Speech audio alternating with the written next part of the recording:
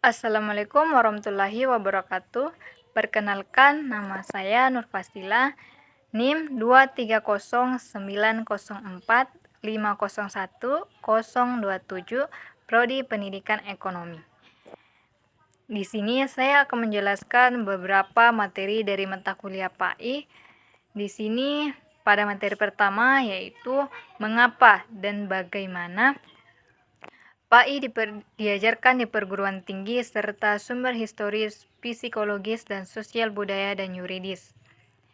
Mengapa PAI diajarkan di perguruan tinggi? Untuk membentuk mahasiswa yang bermanfaat bagi dirinya sendiri dan masyarakat secara umum. Untuk memberikan landasan pengembangan kepribadian kepada mahasiswa agar menjadi kaum intelektual yang beriman dan bertakwa kepada Tuhan Yang Maha Esa, berbudi pekerti luhur, dan mampu berpikir kritis dan bersikap rasional. Untuk membentuk mahasiswa yang memiliki moral dan etika yang baik, untuk memberikan pemahaman yang benar tentang agama Islam dan menghindari pemahaman yang salah atau radikal. Bagaimana PAI diajarkan di perguruan tinggi?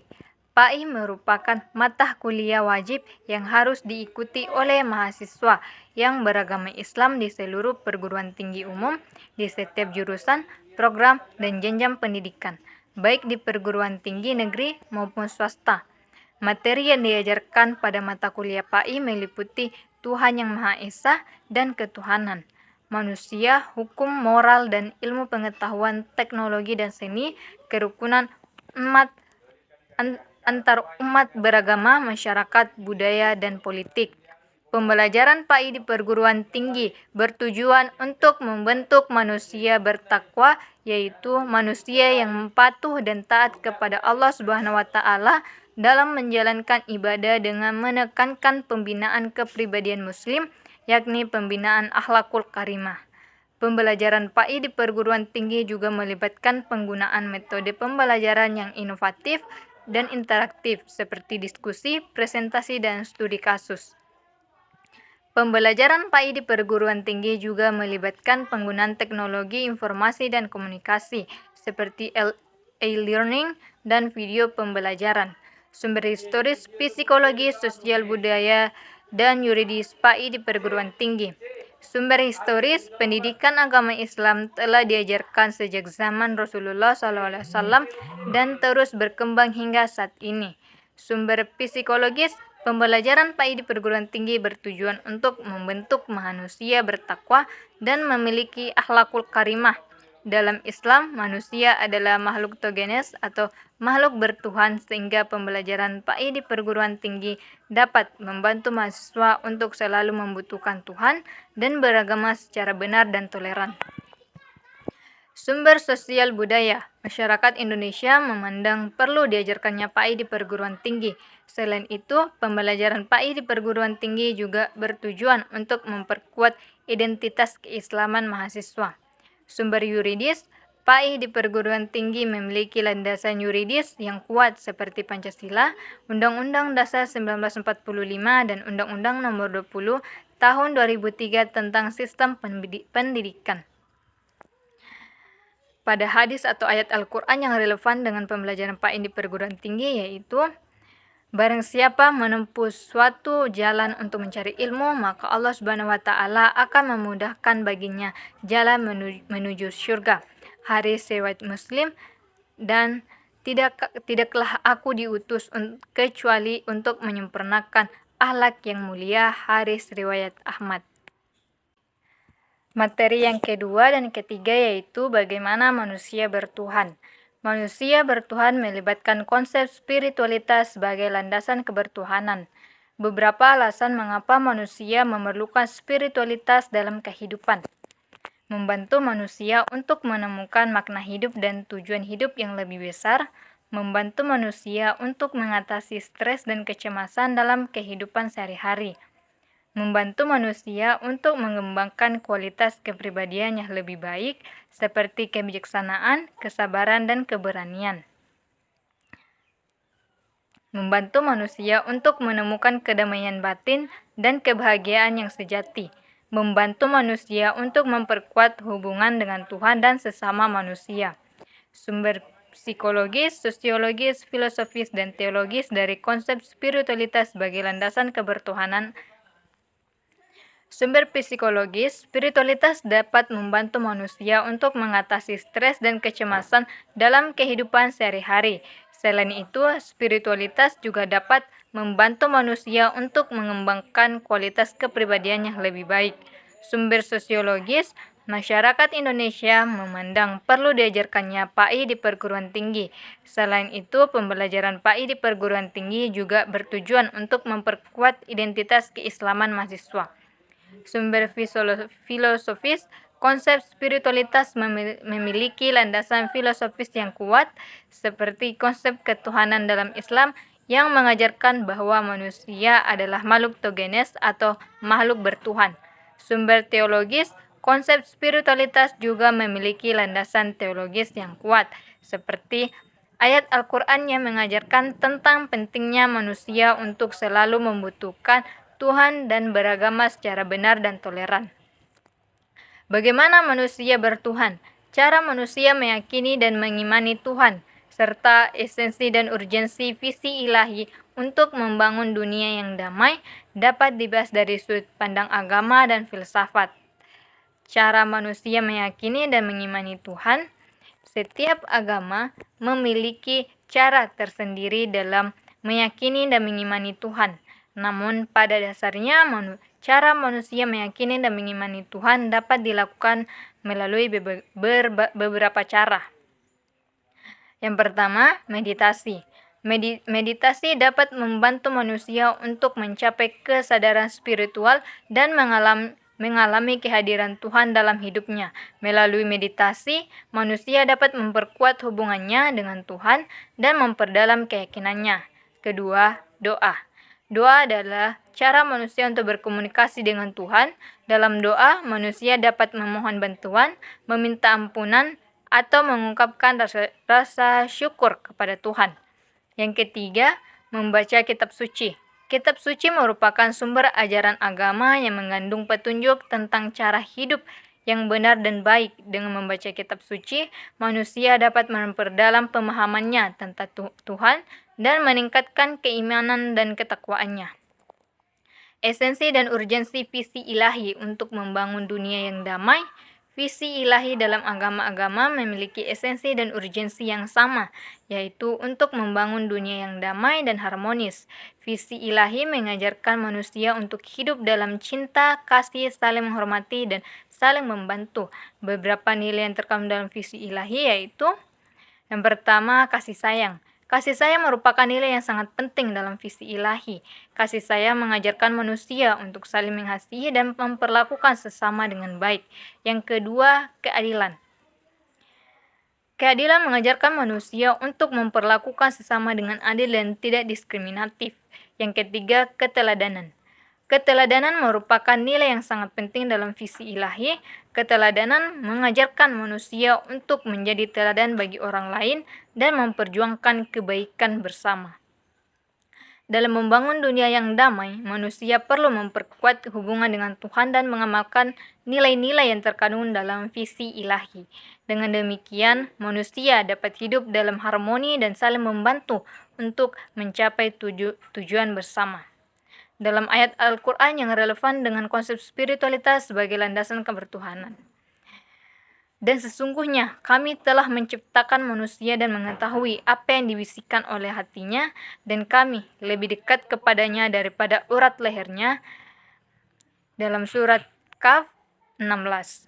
Dan yang kedua, sesungguhnya dalam penciptaan langit dan bumi serta pergantian malam dan siang terdapat tanda-tanda bagi orang-orang yang berakal. Dalam surah Ali Imran 190. Materi keempat, bagaimana agama menjamin kebahagiaan. Agama menjamin kebahagiaan manusia melalui konsep dan karakteristik agama sebagai jalan menuju Tuhan dan kebahagiaan. Ada beberapa alasan mengapa manusia harus beragama dan bagaimana agama dapat membahagiakan umat manusia. Agama membantu manusia untuk menemukan makna hidup dan tujuan hidup yang lebih besar. Agama membantu manusia untuk mengatasi stres dan kecemasan dalam kehidupan sehari-hari. Agama membantu manusia untuk mengembangkan kualitas kepribadian yang lebih baik, serta kebijaksanaan, kesabaran, dan keberanian. Agama membantu manusia untuk menemukan kedamaian batin dan kebahagiaan yang sejati. Agama membantu manusia untuk memperkuat hubungan dengan Tuhan dan sesama manusia. Sumber historis, filosofis, psikologis, dan sosiologis tentang pemikiran agama sebagai jalan menuju Tuhan dan kebahagiaan. Sumber historis, pendidikan agama Islam telah diajarkan sejak zaman Rasulullah SAW dan terus berkembang hingga saat ini. Sumber filosofis, konsep spiritualitas memiliki landasan filosofis yang kuat.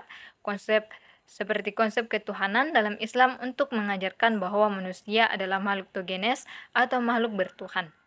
Sumber psikologis, spiritualitas dapat membantu manusia untuk mengatasi stres dan kecemasan dalam kehidupan sehari-hari. Selain itu, sumber spiritualitas juga dapat membantu manusia untuk mengembangkan kualitas kepribadian yang lebih baik.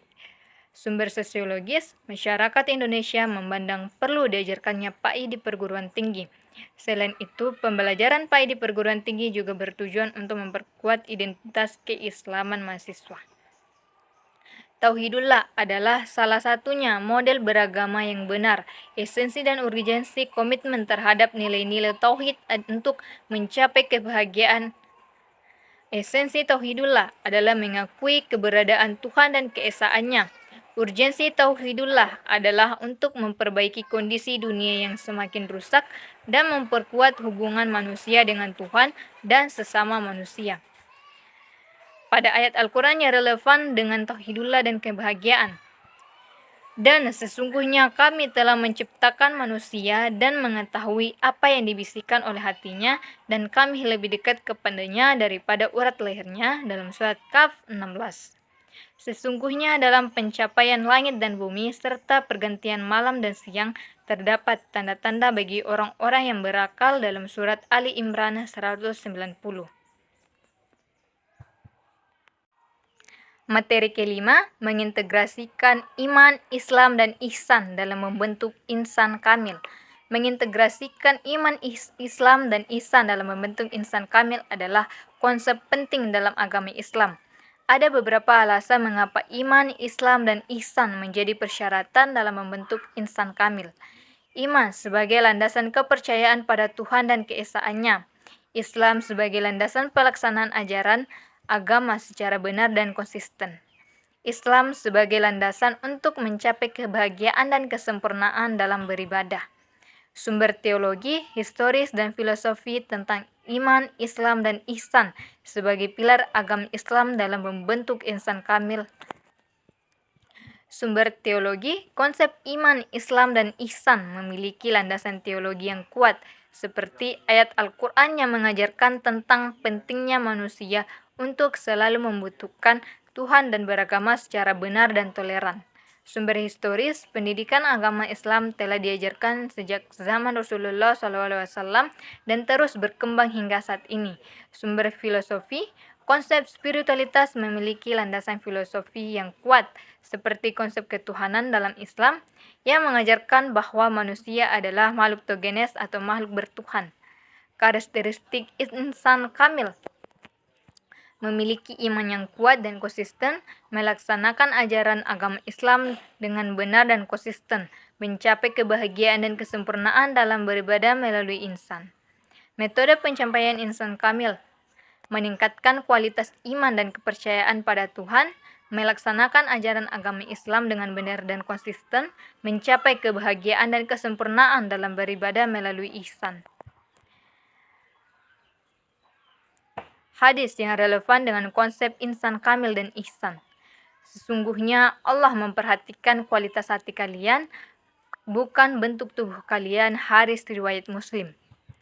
Dan sesungguhnya Allah mencintai hambanya yang beribadah dengan ihsan. Hadis riwayat Bukhari dan Muslim. Materi 6 dan 7, bagaimana membangun paradigma Qur'ani. Paradigma Qur'ani adalah cara pandang dan cara berpikir tentang suatu realitas atau suatu permasalahan berdasarkan Al-Quran. Paradigma Qur'ani sangat penting bagi kehidupan modern karena Al-Quran bagi umat Islam merupakan pedoman dan sumber utama dalam semua bidang kehidupan. Ada beberapa alasan mengapa paradigma Qur'ani sangat penting bagi kehidupan modern. Al-Quran merupakan pedoman dan sumber utama dalam semua bidang kehidupan. Al-Quran mengarahkan manusia untuk berjalan di atas siratal mustaqim yang diartikan sebagai jalan lurus Allah Subhanahu wa taala agar kehidupan manusia dapat mengakhiri tugas kehidupan secara husnul khatimah. Al-Quran bukan hanya menjadi sumber inspirasi bagi manusia tetapi juga merupakan pedoman dan landasan bagi paradigma menuju modernitas supaya dapat berkembang serta menyejahterakan manusia baik di dunia maupun di akhirat. Karakteristik paradigma Qur'ani untuk menghadapi kehidupan modern, mengembangkan pemikiran yang kritis dan rasional, mengembangkan sikap toleransi dan menghargai perbedaan, mengembangkan kemampuan untuk menghadapi tantangan kehidupan modern dengan cara yang baik dan benar. Metode pencapaian paradigma Qur'ani untuk menghadapi kehidupan modern. Meningkatkan pemahaman terhadap Al-Quran dan ajaran Islam secara benar dan konsisten, mengembangkan kemampuan untuk menerapkan ajaran Islam dalam kehidupan sehari-hari, membangun paradigma Qur'ani sebagai satu-satunya model untuk menghadapi kehidupan modern adalah argumen yang kuat. Al-Quran bagi umat Islam adalah sumber primer dalam segala segi kehidupan. Paradigma Qur'ani adalah cara pandang dan cara berpikir tentang suatu realitas atau suatu permasalahan berdasarkan Al-Quran. Ada esensi dan urgensi paradigma Qur'ani dalam menghadapi kehidupan modern. Al-Quran adalah sumber kebenaran dan penerangan bagi manusia. Oleh karena itu, membangun paradigma Qur'ani berarti membangun cara pandang dan cara berpikir yang didasarkan pada kebenaran dan penerangan yang terkandung dalam Al-Quran. Manusia harus berpikir secara kritis dan rasional dalam membangun paradigma Qur'ani. Manusia harus memiliki pengetahuan yang cukup sebelum mengambil keputusan atau mengikuti suatu hal. Oleh karena itu, membangun paradigma Qur'ani berarti membangun cara pandang dan cara berpikir yang didasarkan pada pengetahuan yang cukup dan kritis. Pada ayat Al-Quran yang relevan dengan bagaimana membangun paradigma Qur'ani. Dan sesungguhnya kami telah menurunkan kepadamu Al-Quran dengan membawa kebenaran dan memberikan penerangan serta kabar gembira bagi orang-orang yang berserah diri dalam surah Al-Isra 105. Dan janganlah kamu mengikuti apa yang kamu tidak mempunyai pengetahuan tentangnya, sesungguhnya pendengaran, penglihatan, dan hati. Semuanya itu akan dimintai pertanggungjawabannya dalam surah Al-Isra 36. Itulah beberapa materi yang bisa saya jelaskan, kurang dan lebihnya mohon dimaafkan. Assalamualaikum warahmatullahi wabarakatuh.